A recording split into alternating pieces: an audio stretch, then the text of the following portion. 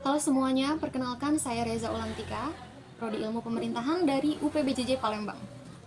Di sini saya akan menjelaskan mengenai TEM dan juga logical fallacy atau sesat pikir. Yang pertama adalah TEM.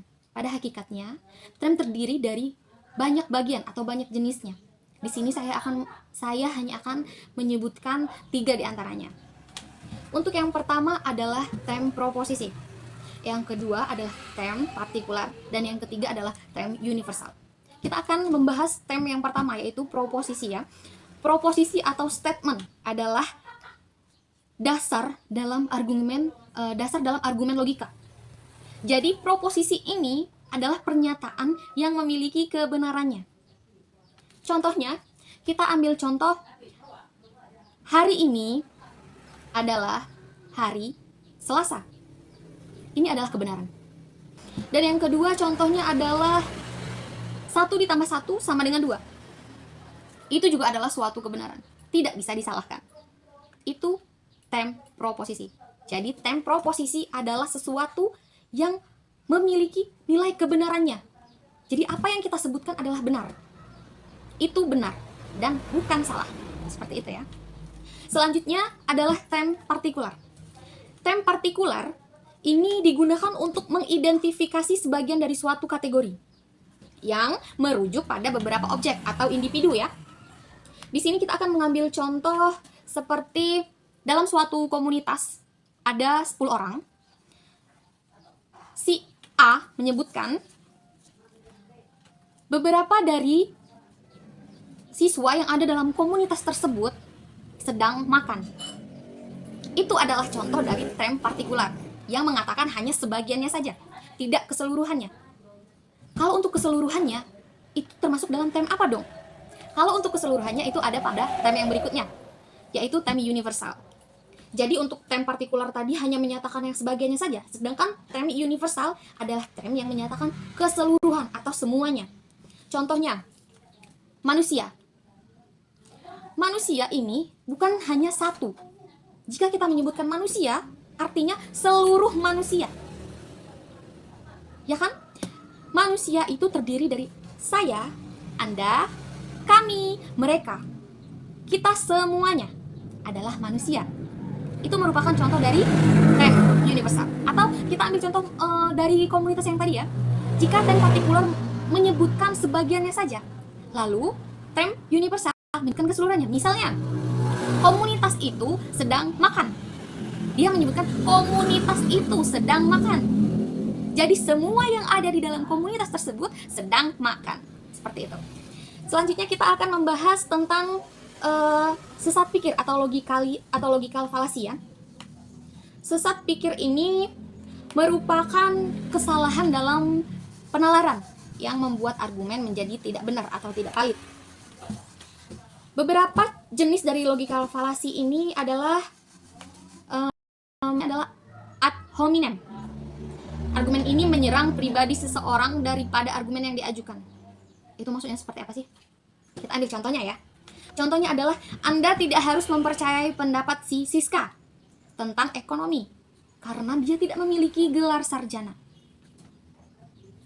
Itu adalah sesat pikir ya.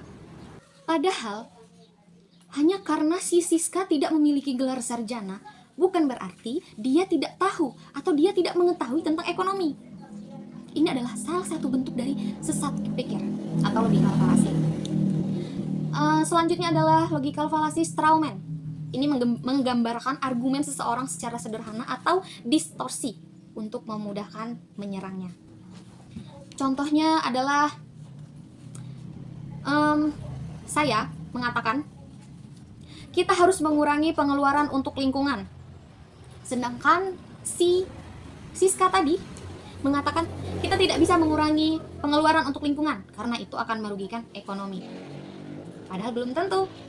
Belum tentu dengan mengurangi pengeluaran untuk lingkungan akan merugikan ekonomi. Itu belum tentu.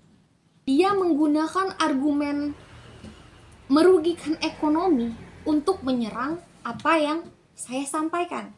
Seperti itu. Selanjutnya adalah false dilemma. Argumen ini menyajikan dua pilihan sebagai satu-satunya opsi yang tersedia ketika ada pilihan lain. Contohnya adalah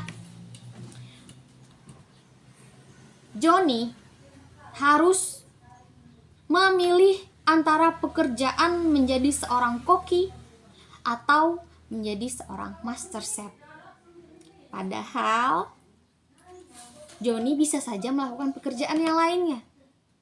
Bukan hanya ada dua pekerjaan itu saja. Johnny bisa masak. Dia bisa saja menjadi seorang konten kreator. Bukankah begitu? Jadi, false dilemma ini menyerang seseorang dalam dua pilihan. Agar seseorang itu hanya memilih pilihan tersebut. Salah satu dari pilihan yang dia sampaikan ya. Tanpa memikirkan pilihan yang lainnya. Ini adalah bentuk sesat pikir dari false dilemma.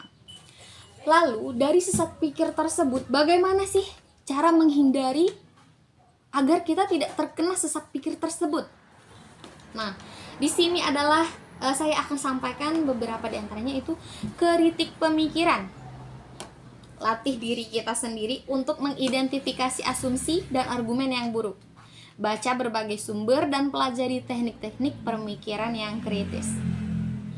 Artinya, kita harus belajar untuk berpikir lebih kritis lagi agar kita tidak terkena sesat pikir tersebut. Selanjutnya adalah evaluasi sumber. Pastikan sumber informasi yang kita gunakan, yang kita dapatkan itu kredibel dan terpercaya. Hindari untuk mengandalkan informasi dari sumber yang tidak dapat dipercaya. Saring dulu apakah informasi tersebut bisa kita percaya. Sumbernya itu bisa terpercaya atau tidak sih? Seperti itu ya. Jangan hanya asal mendapatkan informasi dan kita langsung menyetujui argumen tersebut. Itu adalah suatu kesalahan dalam sesat pikir. Selanjutnya adalah analisis argumen. Analisis argumen maksudnya adalah pelajari struktur argumen dan pastikan bahwa kesimpulan benar-benar didukung oleh premis-premis yang diajukan. Jadi argumen tadi yang orang sampaikan terhadap kita harus kita analisis dulu. Jangan simpulkan secara mentah-mentah, seperti itu ya. Selanjutnya adalah refleksi diri. Setelah membuat keputusan, refleksikan kembali apakah ada langkah-langkah yang terlewat atau adakah asumsi yang mungkin salah. Kembali kita refleksikan apakah itu sudah benar. Apakah asumsi tersebut tidak memiliki kesalahan? Seperti itu. Jadi pada intinya, informasi apapun yang kita dapatkan itu harus kita teliti dengan seteliti-telitinya terlebih dahulu sebelum kita mengambil keputusan, agar kita tidak terkena sesat pikir atau logikal falasi. Baiklah, demikian penjelasan mengenai TEM dan juga logical fallacy atau sesat pikir dari saya. Jika ada kesalahan, mohon maaf dan mohon untuk bimbingannya dikoreksi kembali ya. Terima kasih semuanya.